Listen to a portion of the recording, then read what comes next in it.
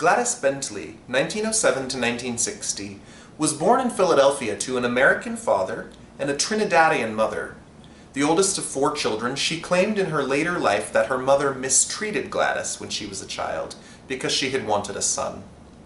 After surviving years of poverty, Gladys moved herself to New York City at the age of 16 and began auditioning and recording tracks.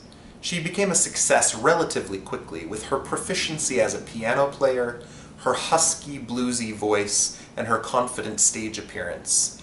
With a strong name for herself, she began dressing in male attire with a suit jacket, a bow tie, and a top hat, sometimes even a full tuxedo, and she began performing at gay speakeasies, such as the Hansbury Clam House.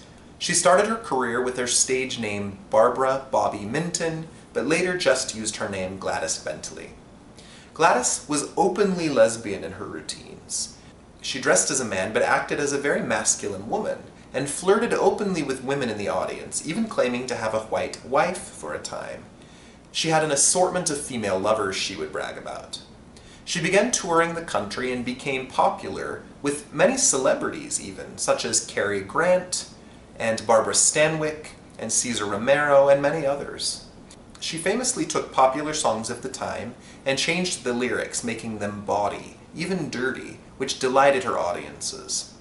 Her songs mostly fit into the blues and boogie-woogie categories. During the height of her career, Bentley was distinguished from typical drag kings or women in men's clothing, as she made no attempt to make people think she was actually a man. She was very comfortable with her masculine female appearance on stage. She was often flanked by a chorus of drag queens in her performances, and newspapers called her everything from America's greatest sepia piano player to the brown bomber of sophisticated songs.